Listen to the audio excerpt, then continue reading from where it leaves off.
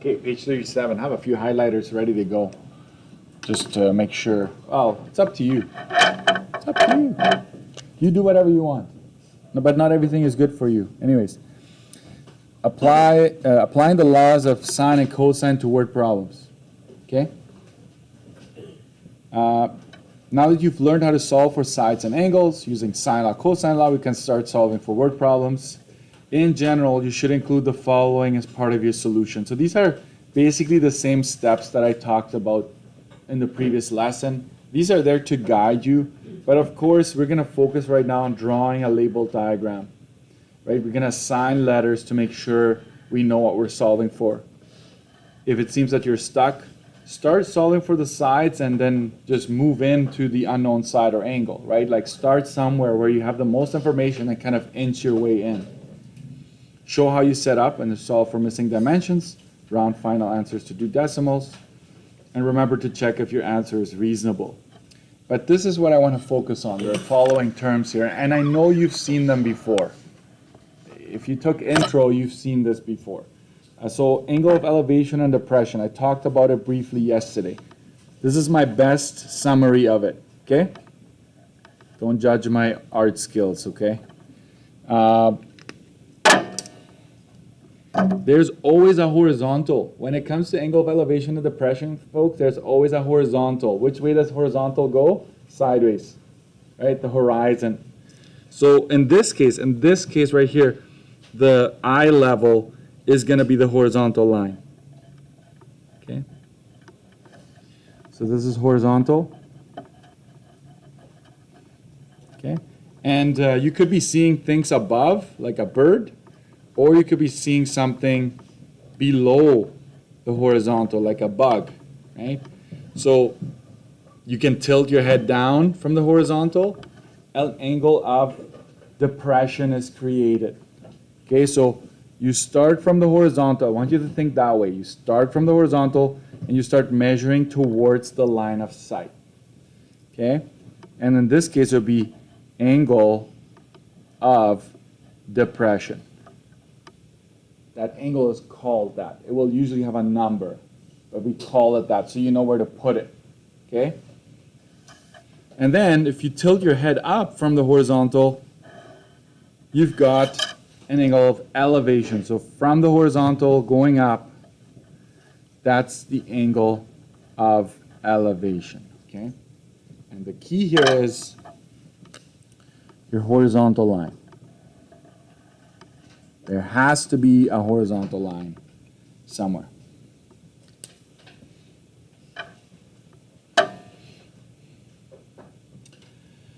And you'll see what I'm talking about later. And I'll give you some of the common errors as we go through it. Okay? Next, supplementary angles. Very important concept. When it comes to supplementary angles, I think we already covered this, right? But you got to think of it this way. A straight line always has 180 degrees here. It's half a circle, right? If you think about it. If you go this way and then you turn, go the other way, it's a 180 degree change. So imagine you cut this line at some point, okay? And you know if this is 50 degrees, you should automatically know that this is 130 degrees. Because the sum is equal to 180, okay? 180 degrees. So that's going to come up quite often. I'm going to add complementary angles.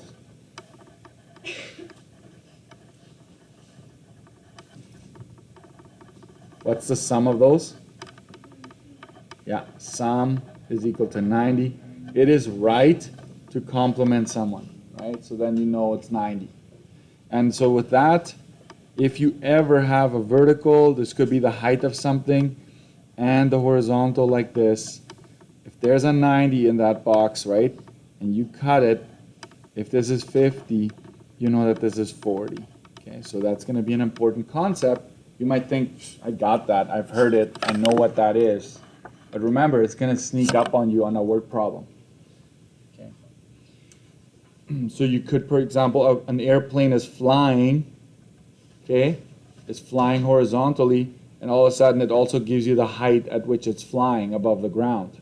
So you're like, oh, so the path of the plane and the height of this plane make a 90. So if you have this angle, you can find the other one, and so forth. Okay, guy wires.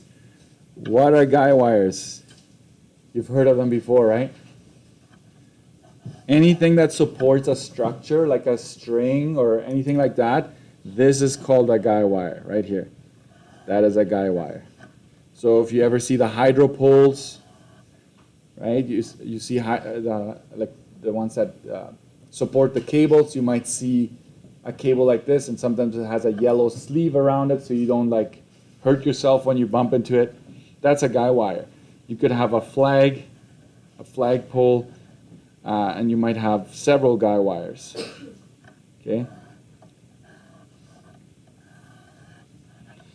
Have you ever seen antennas? Antennas have like dozens of guy wires all around it, like the tall cell phone antennas or whatever. They're supported by a bunch of guy wires so that they don't flip over, right? So that's a guy wire, and obviously you can see that it's going to form a triangle. Okay. Pythagorean theorem. I'm just going to give you the short version of Pythagorean theorem. Your teachers may have used ABC. I don't use ABC because it throws you off if the letters don't match your formula. So what I'm going to tell you instead, and this is actually what the Pythagorean theorem states, okay? So in general, if you have a right triangle, you must have a right triangle. This one is called the hypotenuse. It's across the 90. The other two are called legs. I hope that you've heard of that before. You can call this leg sub 1 if you want. You can call this leg sub 2. It's up to you, just to like differentiate between them. But the Pythagorean theorem is really just hypotenuse squared is leg squared plus leg squared. That's what the Pythagorean theorem states. The sum of the squares of the legs is equal to the hypotenuse squared. And from this, I would say you should have two formulas that come out of this. One of them is to figure out the hypotenuse, what it is. You would just have to take the square root of leg squared plus leg squared. That's it. So this is one of the formulas. Like if you just quickly want to know the hypotenuse, square the legs, add them, take the square root of it, you're done. Now, maybe I should say this. I think this goes without saying that you would first have to do what's inside the root and then take the root. That's what the brackets are there for. If you want to know what one of the legs would measure, you would take the root of the hypotenuse squared minus the leg that you know, right? You take that away from the hypotenuse squared. This is the other formula. I use it it's very rare that I use Pythagorean theorem, but sometimes it may help you. Okay? Use if you know if 2 out of 3 sides are known.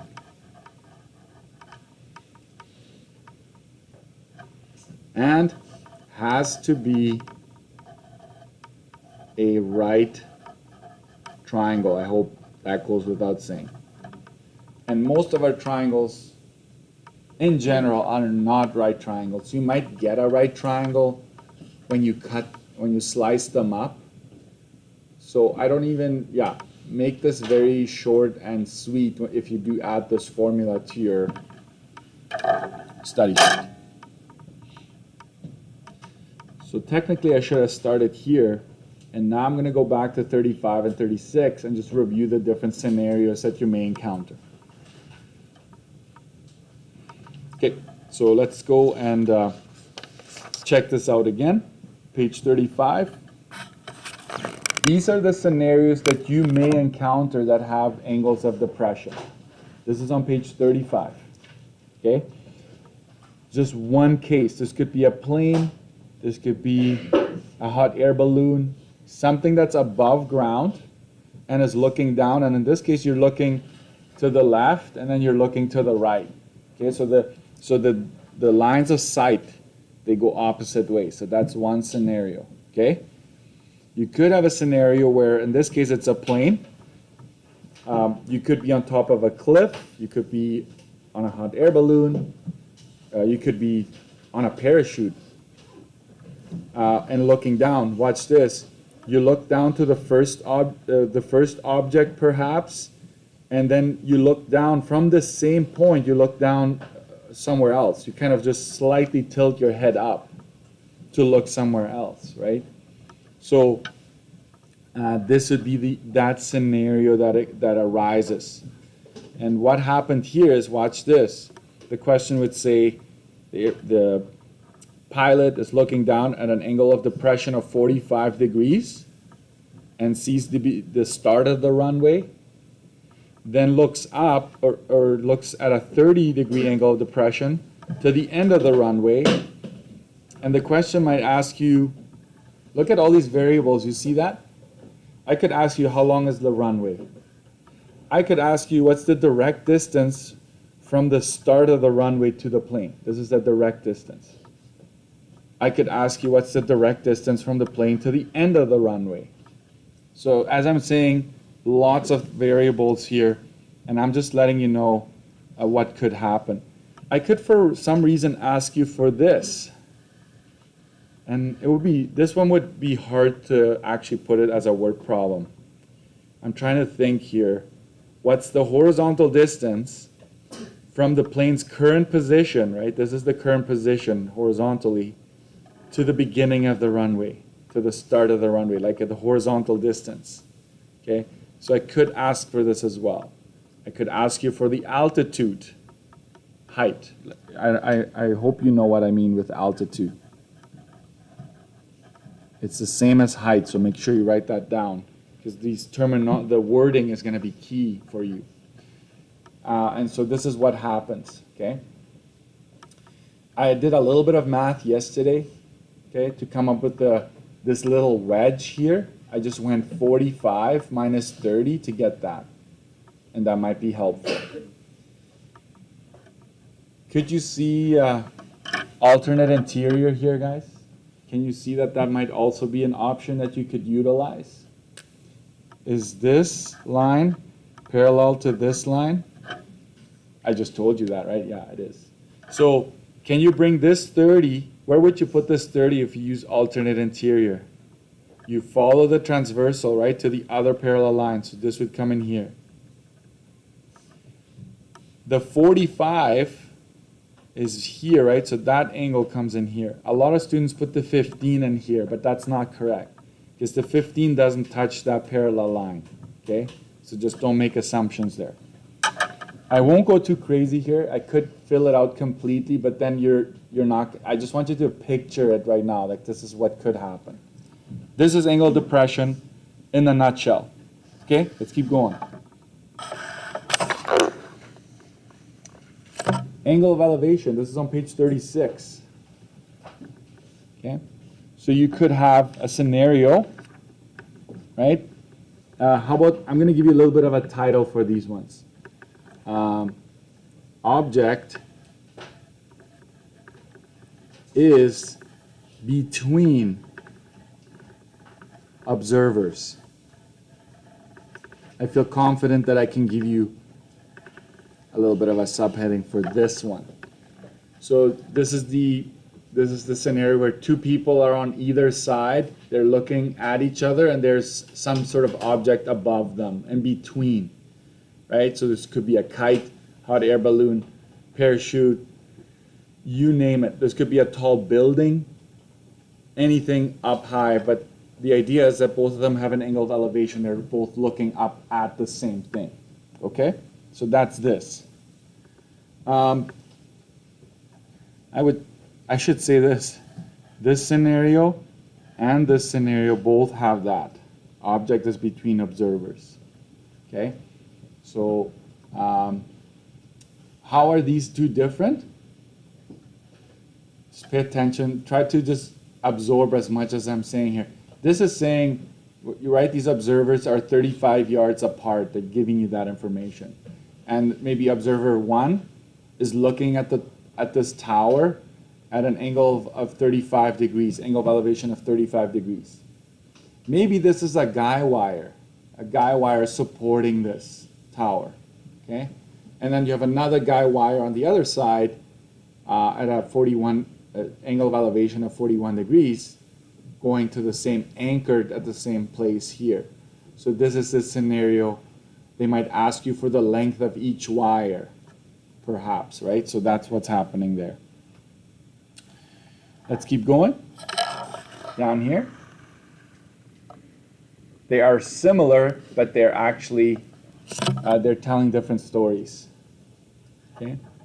So this could be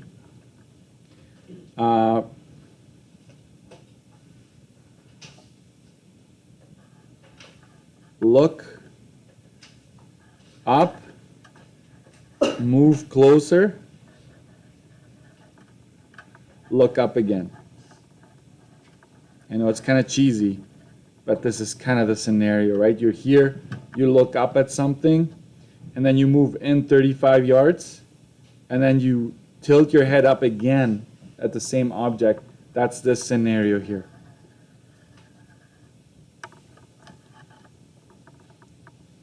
What about this one?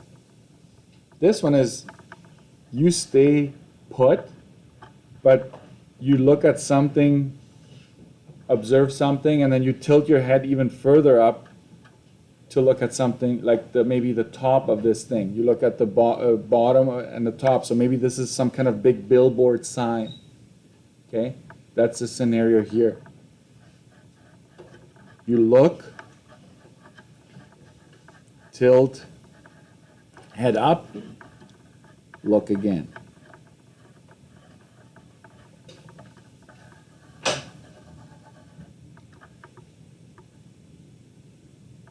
Okay, that's the scenario there. I'm going to use a red pen because the following would be important, okay? So let's start with this one here. What are some of the angles that you can fill in? Do you see a straight angle right here? Okay, so technically, immediately, once you've read this problem, and you've put in the 30 to 25, all those things in, then you start filling it in with more. So if this is 30, this is 150. You've got both of these angles correct. Can you find this one? Sum of 180, right? Sum of triangle to get this one.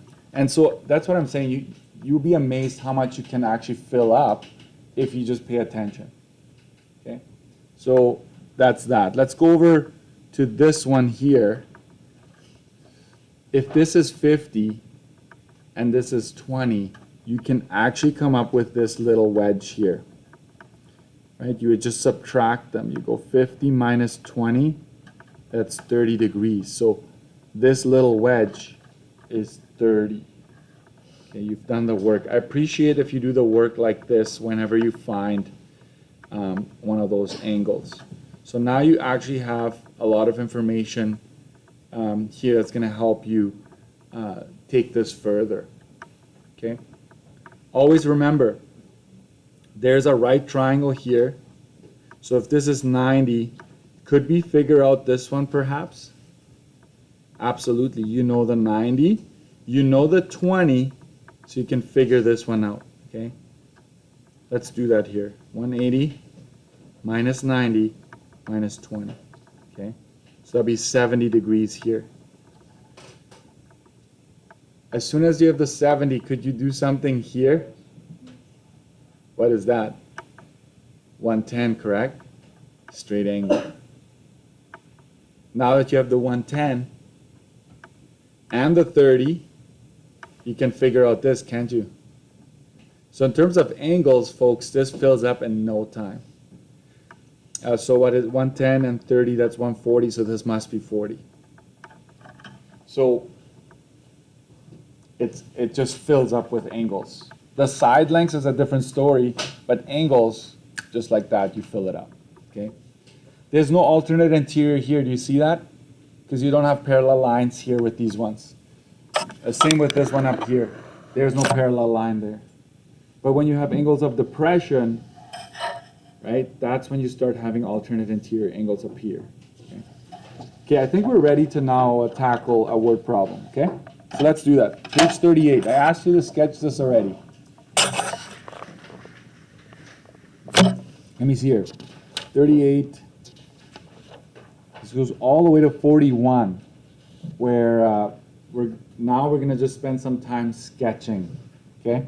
So I'll do 38 with you, and then I'll ask you to spend some time doing the rest, okay?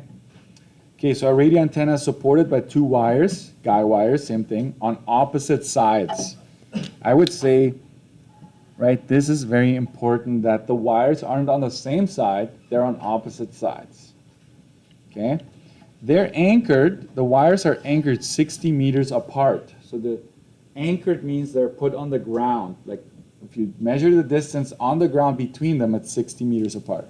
One wire has an angle of elevation of 62, while the other one has an angle of elevation of 75. Sketch this scenario. Okay, so I don't need you to be artists here, okay? Because I would be in trouble. So I would assume that I would have my ground like this. Okay, that's the ground. That's the horizontal line. The tower, we don't know where it's going to be, so put it somewhere in the middle if you'd like. So I'm going to make this my tower. Okay. You can make it fancy, you can do whatever you want, but this is my tower. One has a 62 angle of elevation, so we'll go, it's not telling us that it goes to the top, right? It never said that. It just says it's supporting it. So I'm going to assume that it's somewhere here. I'm going to go like this. We can call this wire 1. I don't mind doing that, like wire 1. And I'm going to choose to put the 62 degrees in here because remember, it's from the horizontal up, that's 62 degrees. And the other one is 75. Question. Which one should be steeper? If this is 62, this is 75, correct? This should be a little steeper, and I'll tell you something. The closer you get to something, the higher, the greater the angle of elevation will be. So if you're really close to a building, you're going to have to tilt your head even higher, right? So I'd like to make that distinction. I'll make this one a little closer than this one. That is kind of saying that they're not the same length, okay? So this is wire 2, and this measures 75. There we go. We've got that figured out. And now I need to figure out where the 60 meters go. And it's from here all the way to here. That is 60 meters right there.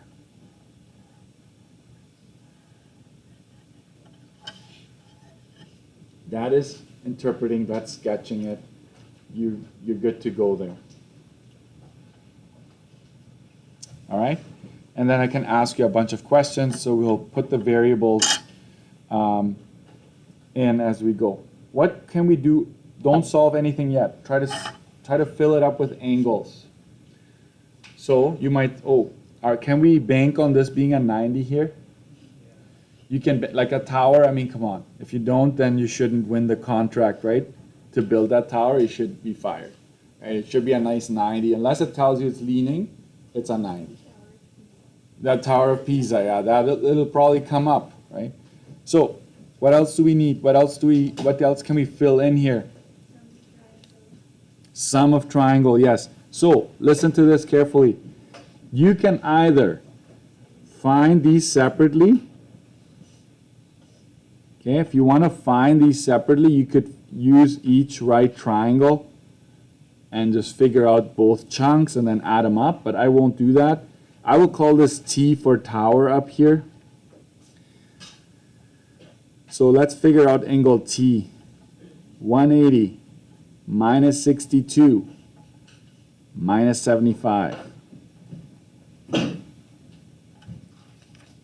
All right, so you got that, and you have 43 degrees.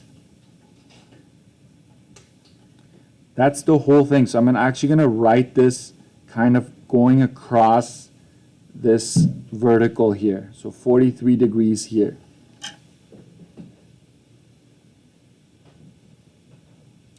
And we'll leave it like that for now. We're not going to solve it just yet. Okay. What I want you to do, and you should have already, but if you didn't, I won't know. Go 38 all the way to 41 right now and just sketch it. Do not solve, just sketch it. Okay?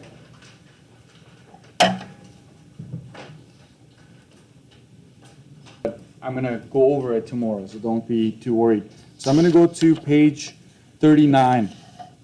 Okay? I will argue with 39 that it's a little vague.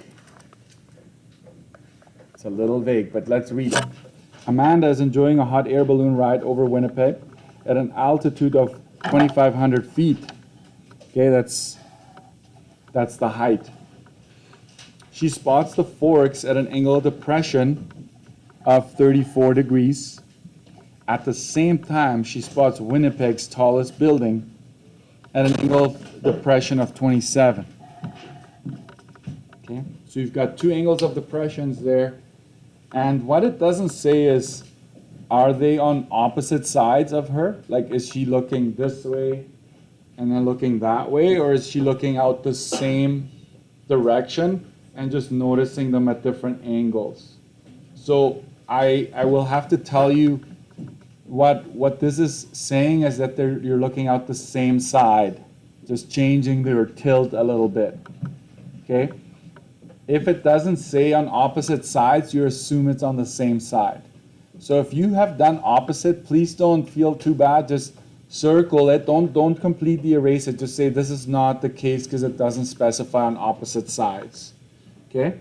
I will try to be very, very clear on the test. Okay? But here's my sketch. I'm breaking all these pencils here. What's going on? Hey, so technically, hot air balloon is up here. Okay? And it's good to have a ruler for this unit. It just makes it cleaner. Okay? So this is the ground here.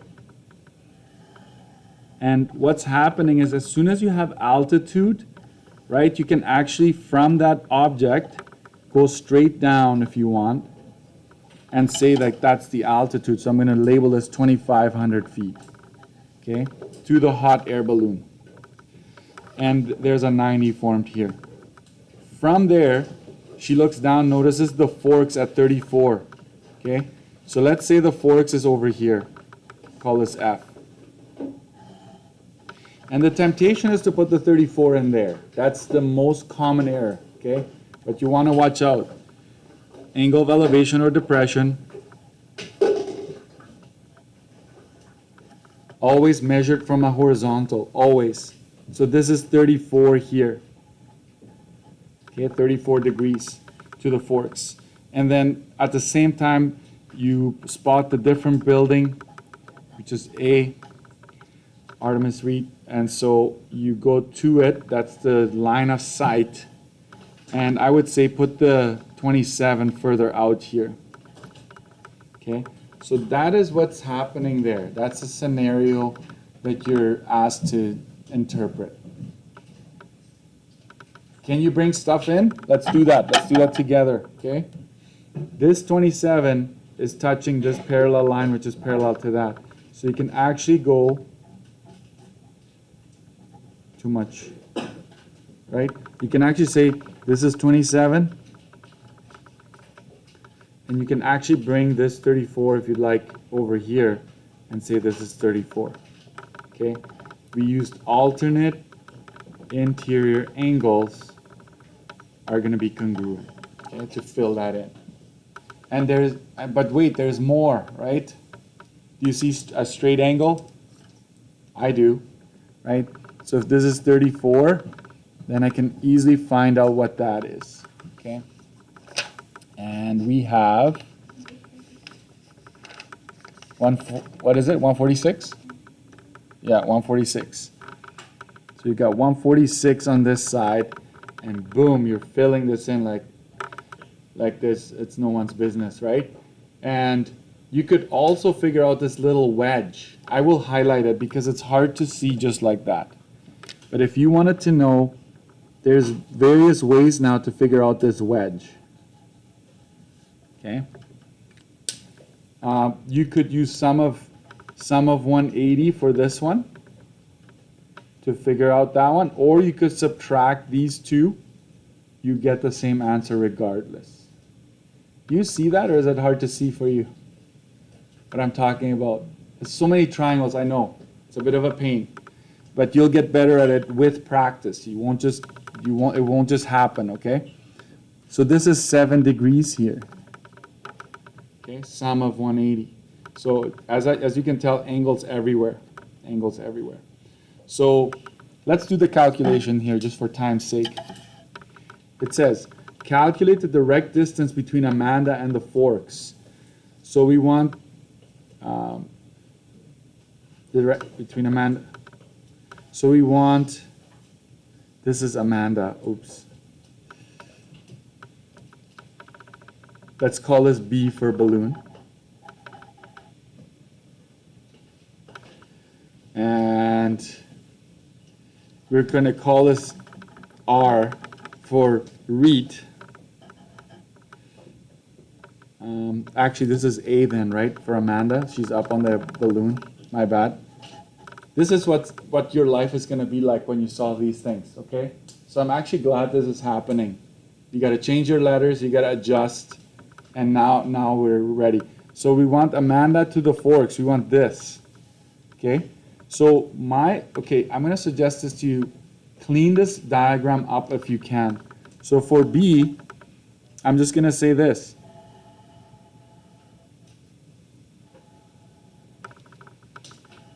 I'm going to slice this one out. I know this is 2,500 feet. Okay. I know this is 34 degrees because I basically got it from the main diagram. I brought the 34 in here. I want this here. I'm going to call this X. That's what I want right now. From Amanda to the forks, I'm going to call this side X. Do I have enough to solve it right now? I have a pair. I can use this to solve. So let's do that. Sine of 34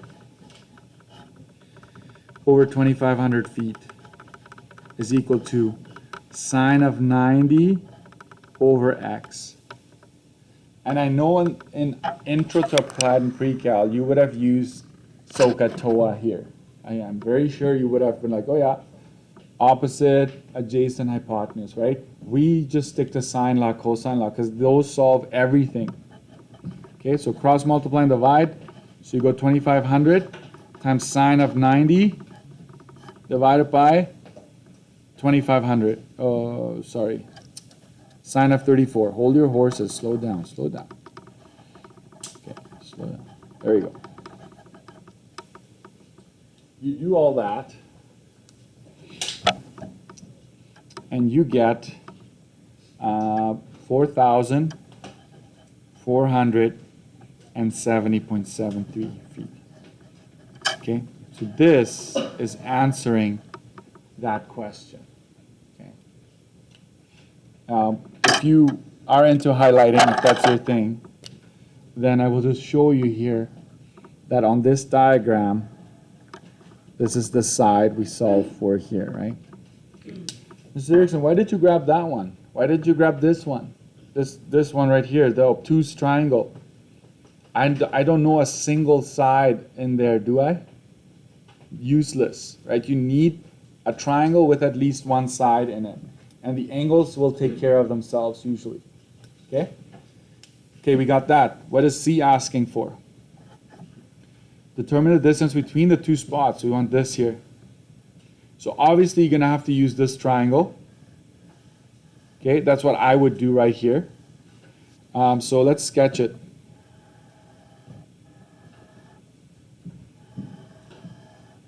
And that's where filling it up with angles will make your life a lot easier.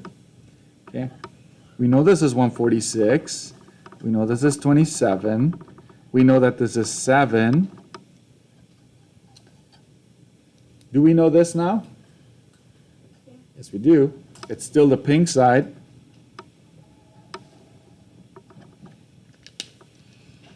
So 4, 4, 7, 0, 7, 3. Okay. And what are we trying to solve for? We're trying to solve for this here. So instead of putting letters for all the angles and blah, blah, blah, just make it simple. Just simplify it. Just like, I'm going to solve for y. Okay. Do we have a pair? Yes. Could we use cosine law? You need side, side, side, or side, angle, side. We don't have that, right? So here we go. This is a pair. So we're going to go sine of 27 over 4, 4, 7, 0, 7, 3. Sine of what? Sine of 7 is going to give us this. So we've got multiplication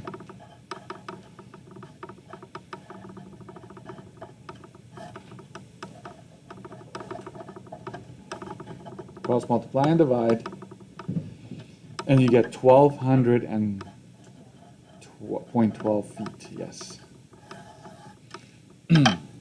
We're going to give this, right? This is orange.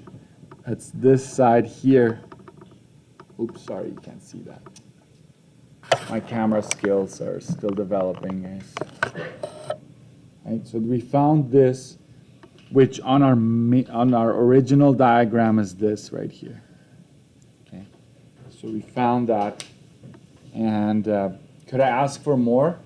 Absolutely, I could ask you, what's the direct distance between Amanda and the Artist Reed building, and so forth. So. Just get used to it. So I'm going to just slice it here, and away you go. Okay.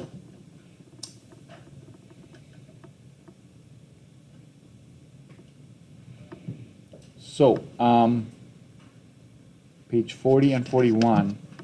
I don't have time to solve 40 and 41, but I will. Let's at least do the diagram for page 40 and maybe 41. And then I'll just have to post the key for you, okay? That's going to be your homework to solve, to do the math for 40 and 41. So Fred and Agnes are 520 meters apart. As Brandon flies overhead in a plane, they estimate the angle of elevation. That should mean something to you. What does it mean? Start from a horizontal. Start from a horizontal, right? Every time. And 40 for Agnes. Okay, assume the plane is somewhere between. So here it does say between Fred and Agnes. Okay, so this is your diagram. Fred and Agnes, and Brandon is somewhere up here. Let's see if we can make this accurate. 60 for Fred. So where will the plane be? It'll be closer to Fred, correct? Because he has to like lift his head a bit more. I don't really care honestly that much because I'm not asking you to draw this to scale, but this should be 60 from the horizontal going up, and for Agnes this is 40 from the horizontal going up. Okay, and so what else? Oh yeah, 520. So we know that Fred and Agnes are 520 meters apart. Okay, so we've got that. Let's try to solve this. A lot of them are sine law, guys, right? Because out of the 5 cases, 3 can be solved with sine law, 2 can be solved with cosine law, so most questions end up being a sine law scenario. Okay, so what can we do here? Solve for this. This is going to be Fred, right? No, sorry. Got to get my names right here. Brandon. Okay, so you solve for angle B, then you have a pair, and then do whatever else it's asking you for. However, look for B, the height of the plane above the ground. So eventually, you're going to have to find H. And there's a bunch of ways of doing that. I showed you the shortcut, right? Do you remember that? The height of a triangle is found by going diagonal times sine of the angle. So if you either have this diagonal or that diagonal, you do whatever you need to do to figure that out. And the key will be posted. Please stay with me for a couple more minutes. Let's get 41 right. So a police helicopter is flying 400 meters above a highway, spots a collision at an angle of depression of 62. So there's angle of depression. At the same time, this helicopter spots an ambulance at an angle of depression of 27 degrees. Assume the helicopter is between the collision and the ambulance. Very important. Okay? So again, I can do this. Okay? So you've got the scenario where there's the collision here, there's the ambulance here, and somewhere in between you will find the helicopter. What makes more sense? The collision. So closer to the collision, technically, the helicopter. So sees the collision, sees the ambulance. So that's kind of like your direct line. Where do I put my angles? You got to put them between the horizontal. Okay, so this is 62 degrees. A lot of you did this. Some of you needed a reminder. So this is 27 here, like that. That's how you start, and we know that. What do we know? What else do we know? We need to know at least one side. So the 400 is here, folks. Watch. This is where the 400 goes. So you're given the height. Okay? So that's what your diagram should go with. What can you do? What do we have here? Just look up real quick. What do we have? What kind of angle do we have here? With a right angle, correct? We can find this. Right? Where can the 27 go? What would you use? Angle of depression has alternate interior angles, correct? Bring this guy in here. Bring this in here. 62. Then maybe find, if you just want to work with this one, right, you can use these two angles to find that one. And then you're going to have to break this down into solving for x here, and then solving for y. And then ultimately you're going to have to add these two together to figure out the distance between the ambulance and the collision. Why am I doing this, folks? Why am I breaking this up into x and y? Why can't I just solve for the whole thing? The answer is because of the height. It gives you the height. You're forced to break this into right triangles. Okay? That's why. So, height given.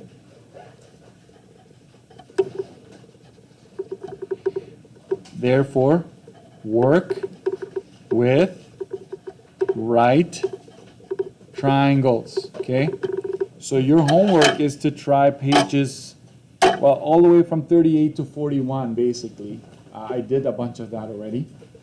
And I will post a key. Make sure you practice that, okay?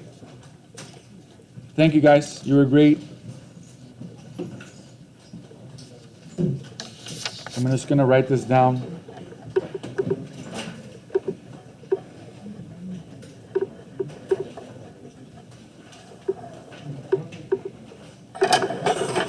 There we go.